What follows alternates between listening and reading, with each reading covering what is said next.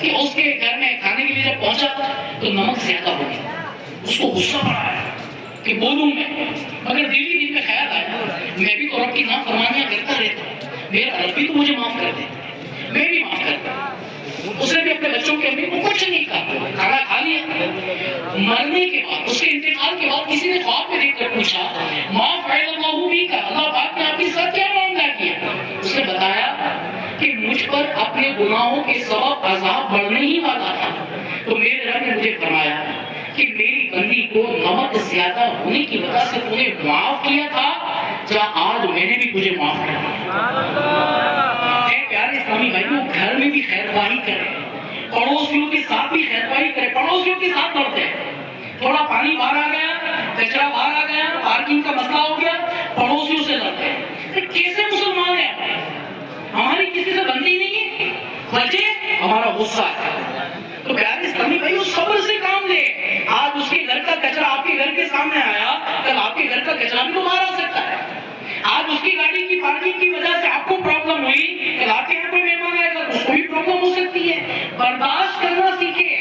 یہاں پر بھی آئے ہیں، یہاں پر بھی برداشت کرنا پڑے گا، سونے میں، کھانے میں، پینے میں، اور اللہ کرے ہر وقت ہمارے چہرے پر مسکراہٹ، اور پڑوسیوں کے ساتھ بھی اللہ کرے ہمارا یہ رویہ ہو کہ وہاں بھی ہم درگزر کریں۔ جو اللہ کی رضا کے لیے بندوں کو معاف کرتا ہے، اللہ پاک بھی اسے معاف فرما دیتا ہے۔ رشتہ داروں کے ساتھ بھی خیر خواہی کا سلوک کرے، غصے نہ کرے، غصہ پی جایا کرے۔ ہمارے بزرگان دین کی تو مثال ہے، آج ہمیں کوئی گالی دے دے نا کیسا غصہ آتا ہے۔ ایک بزرگ رحمۃ اللہ تعالیٰ کے بارے میں آتا ہے، کسی نے ان کو گالی دی، کیا فرماتے پتہ ہے؟ وہ بزرگ فرماتے ہیں کہ اس طرح کے تو میرے اور بھی بہت سارے عیب ہیں، تو نے تو ایک گالی دی نا، میرے تو اور بھی بہت سارے عیب ہیں، میرا رب میرے عیبوں کو معاف فرما دے، چھپا دے۔ ایک اور بزرگ کے بارے میں آتا ہے، کسی نے گالی دی، حالانکہ غصہ آتا ہے، آج ہمیں گالی دی نا، اسے ایک گالی دی ہم 4 گالی دیتے ہیں، اسے باپ کی گالی دی ہم پورے خاندان کی گالی دیتے ہیں۔ معاذ اللہ، یہ نہیں ہونا چاہیے۔ خدا کے نیک بندے کہتے ہیں کہ تو نے جو کہا اگر وہ مجھ میں ہے تو اللہ میری مغفرت فرمائے، اور تم نے جو کہا وہ مجھ میں نہیں ہے، اللہ تیری مغفرت فرمائے۔ ہے ایسا کہ جو گالیاں دینے والے کو دعائیں دے؟ ہم اسی آقا کے غلام ہیں جنہوں نے دشمنوں کے لیے چادر بھی بچھا دی، ہم اسی آقا کے غلام ہیں جنہوں نے فتح مکہ کے وقت جنہوں نے پوری زندگی ستایا، جہاں کے دشمن تھے ان کو بھی امان عطا فرمایا۔ اور ہم ہیں کہ ہمارے گھر والوں کے ساتھ نہیں بنتی، خاندان والوں کے ساتھ نہیں بنتی، رشتہ داروں کے ساتھ نہیں بنتی، پڑوسیوں کے ساتھ نہیں بنتی، کاروبار جہاں کرتے بازو کی دکان والے کے ساتھ نہیں بنتی۔ یہ سب پرابلم پیارے اسلامی بھائیوں غصے کے ساتھ ہے۔ تو کیا خیال ہے، آئے ہیں قافلے میں، ماشاءاللہ غریب نواز کے دربار میں حاضری کی، ہمیں سعادت مل رہی ہے، تو کیا فرماتے ہیں یہاں سے نیت کر کے نہ جائیں کہ آج کے بعد غصہ نہیں کریں گے انشاءاللہ۔ کوئی کون نیت کرتا آج کے بعد غصہ نہیں کریں گے؟ غصہ آئے گا پی جائیں گے۔ کہتے ہیں غصہ آئے، کھڑے تھے تو بیٹھ جائیں، بیٹھے تھے تو لیٹ جائیں۔ غصہ آیا وضو کر لیں، غصہ ایک گرم چیز ہے نا، تو آگ پانی سے بجھتا ہے، تو جب غصہ آیا وضو کرنا شروع کر دیں۔ کبھی غصہ آ جائے تو مدینے کے خواب، کہتے ہیں مدینے کے خیالات پہ گم ہو جائے، کیا گنبد خضرا ہے، کیا خانہ کعبہ ہے، کیا زمزم کا پانی ہے، کیا صفا مروہ کی سعی ہے، کیا حج کے مناظر ہے۔ بندہ یہ تصور اپنے گم ہو جائے، اللہ نے چاہا تو غصہ چلا جائے گا۔ کیا خیال ہے، کوشش کریں گے؟ اور آخری ایک مثال آپ کو سنا دیتا ہوں۔ ایک شخص تھا، اس نے بادشاہ کے دربار میں چیلنج کی کہ میری اصل زبان کوئی نہیں جانتا، میری مدر ٹنگ اوریجنل میری زبان یہ کوئی نہیں جانتا۔ دعویٰ کیا، بادشاہ نے اپنے دربار کے الگ الگ لینگویج جاننے والوں کو بلایا کہ اس سے بات کرو اور بتاؤ کہ اس کی اوریجنل زبان، اوریجنل لینگویج کیا ہے۔ تو جناب مثال دے رہا ہوں سمجھانے کے لیے، انگلش والا ہے، اس نے انگلش میں بات کی، تو کہتا ہے جناب اس کی اوریجنل زبان انگلش ہے، وہ کہتا ہے نہیں میری اوریجنل زبان انگلش نہیں۔ اردو والا آیا، اردو میں بات کی، سندھی والا آیا، سندھی میں بات کی، گجراتی والا آیا، گجراتی میں بات کی، ہر لینگویج والا آتا ہر لینگویج میں بات کرتا، ہر ایک یہ کہتا کہ اس کی اوریجنل زبان یہ ہے، مگر وہ کہتا میری اوریجنل زبان یہ نہیں ہے۔ اب ساری لینگویج جاننے والے ختم ہو گئے، بادشاہ بھی پریشان، ایک چیلنج کیا اور جواب نہیں دوں گا تو اچھی بات نہیں ہے، نہ کری جائے گی۔ ایک سمجھدار آدمی اس دربار میں موجود تھا، اس نے کہا بادشاہ سلامت، ایک رات کا وقت دیجیے، ایک نائٹ کا ٹائم دیجیے، میں کل صبح بتاتا ہوں اس کی اوریجنل زبان کیا ہے۔ بادشاہ بولتا ہے ٹھیک ہے، نو پرابلم، کل بتائیے۔ رات کا وقت تھا، جس نے یہ دعویٰ کیا تھا کہ میری اوریجنل زبان کوئی نہیں جانا، وہ کسی کام سے سیڑھی سے اتر رہا تھا، اوپر کے مسئلے سے سیڑھی کے ذریعے اتر رہا تھا، اور جس نے یہ دعویٰ کیا تھا کہ کل صبح میں بتاتا ہوں اس کی اوریجنل زبان کیا ہے، اس کے پیچھے پیچھے لگا ہوا تھا۔ جیسے وہ سیڑھی سے اترنا چاہا تو پیچھے سے لات ماری، جیسے لات ماری تو لڑکتا نیچے آیا، جیسے کھڑا ہوا اب بولنا شروع کیا، تیری یہ، تیری وہ، تیری یوں۔ وہ مسکرا کر کہتا ہے سوری، آپ کی اوریجنل زبان یہ ہے۔ بات سمجھ میں ہے؟ آپ کی اوریجنل زبان یہ ہے۔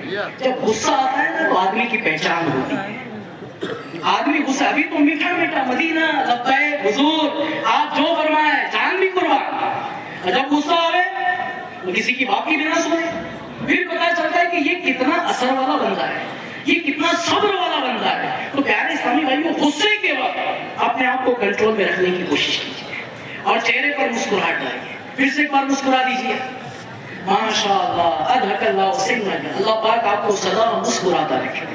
اچھا گھر پر بھی جا کر مسکرائیں گے؟ اچھا مسکرانے کے بھی موقع ہوتے ہیں، اب کوئی میت کی خبر سنا وہاں بھی مسکرا کر اچھا پھر مسئلہ ہو جائے گا، وہاں اس کے غم میں شامل ہونا ہے، اس کے غم میں شامل ہونا ہے، مگر ویسے جب ملاقات کو سلام دعا ہو رہی ہے، سلام کرے تو مسکرا کر سلام کرے، السلام علیکم ورحمۃ اللہ وبرکاتہ، اور جواب دے وعلیکم السلام ورحمۃ اللہ وبرکاتہ، کیسے ہیں آپ؟ خیریت سے ہیں؟ الحمدللہ۔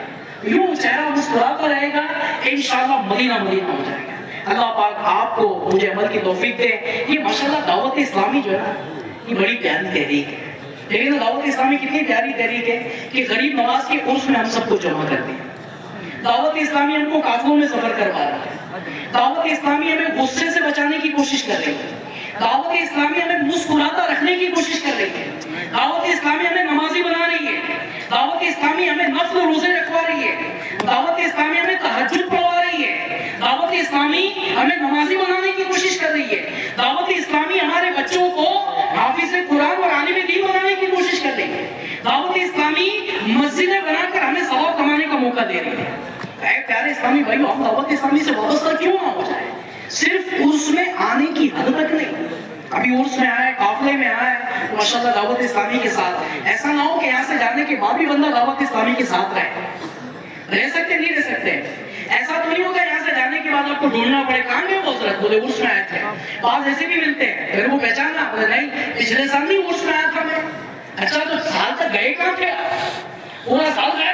ایسا تو نہیں ہونا چاہیے۔ اب ہماری آمد ہونی چاہیے، کیسے ہونی چاہیے؟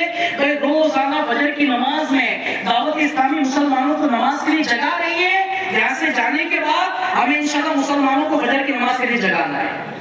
فجر کی نماز کے بعد دعوت اسلامی تفسیر کا حلقہ لگا رہی ہے، یہاں پر بھی لگ رہا ہے، ہماری مسجدوں میں لگ رہا ہے تو شرکت کریں، نہیں لگ رہا ہم لگانے کی کوشش کریں اور اس میں پابندی کے ساتھ ہم شرکت کرنے کی کوشش کریں۔ دعوت اسلامی کی جانب سے مدرسۃ المدینہ بالغان لگ رہے ہیں، بڑی عمر والوں کو مخارج کے ساتھ قرآن سکھایا جا رہا ہے، ہم اس میں شرکت کی سعادت حاصل کرتے ہیں۔ دعوت اسلامی کی جانب سے مسجد میں فیضان سنت کا درس ہو رہا ہے، چوک پہ درس ہو رہا ہے، ہم درس دے یا کم از کم جو دے رہا ہے اس کا درس سننے کی کوشش کریں۔ دعوت اسلامی کا ہر جمعرات کو اجتماع تقریباً شہروں میں جہاں سے آپ آئے وہاں ہفتہ وار اجتماع ہر جمعرات کو عشاء کی نماز کے بعد ہو رہا ہے، کل بھی ہم نے شرکت کی، اللہ کرے اب ہم یہاں سے جانے کے بعد بھی ہر جمعرات کو اجتماع میں شرکت کرنے میں کامیاب ہو جائے۔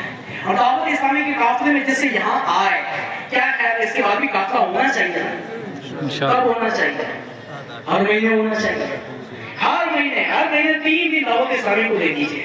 دیکھیں قافلے میں آئے کتنا اچھا لگ رہا ہے، غریب نواز کے دربار میں کتنا اچھا لگ رہا ہے، تہجد پڑھ رہے ہیں، نمازیں پڑھ رہے ہیں، دین کی باتیں سن رہے ہیں، ہر مہینے قافلے میں جائیں گے، کتنی برکتیں ملے گی، کتنا ثواب ملے گا، دل کو کتنا سکون ملے گا۔ تو آئے نا نیت کرتے ہیں کہ میں انشاءاللہ ہر ہفتے اجتماع میں شرکت بھی کروں گا اور قافلوں میں ہر مہینے سفر کی سعادت بھی حاصل کروں گا۔ بلکہ اب تو رمضان آنے والا ہے، تھوڑا مسکرائیے، رمضان آنے والا ہے، مرحبا صد مرحبا پھر آمد رمضان ہے، مرحبا صد مرحبا پھر رمضان ہے، اٹھے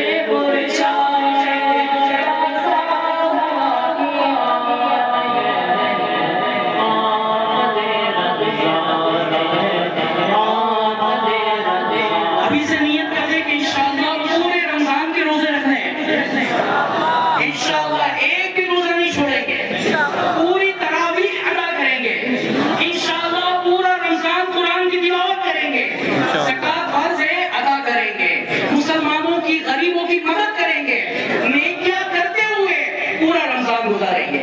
اور ماشاءاللہ دعوت اسلامی بہت پیارا موقع دے رہی ہے، 1 ماہ کا اعتکاف۔ ہاں اعتکاف، تربیت والا اعتکاف، یعنی اعتکاف کی سنت پر عمل بھی ہو جائے اور ساتھ میں دین سیکھنے میں بھی کامیاب ہو جائے۔ تو 1 ماہ کے اعتکاف ماشاءاللہ اور راجستھان میں کئی مقامات پر ہوں گے، آپ اپنے ذمہ داران سے معلومات حاصل کریں اور 1 ماہ کے اعتکاف میں شرکت کر کے سنت پر عمل کرنے کی سعادت بھی حاصل کریں، پورا مہینہ عبادت میں بھی گزاریں اور الحمدللہ رب کو راضی کرنے والے کام کرنے کی سعادت بھی حاصل کریں۔ تو کوشش کریں کہ انشاءاللہ 1 ماہ کے اعتکاف میں بھی شرکت کرنی ہے انشاءاللہ الکریم۔ اللہ پاک آپ کو مجھے عمل کی توفیق عطا فرمائے، آمین بجاہ النبی الامین صلی اللہ علیہ وسلم۔ صلو علی الحبیب صلی اللہ علیہ وسلم۔ اسلامی بھائی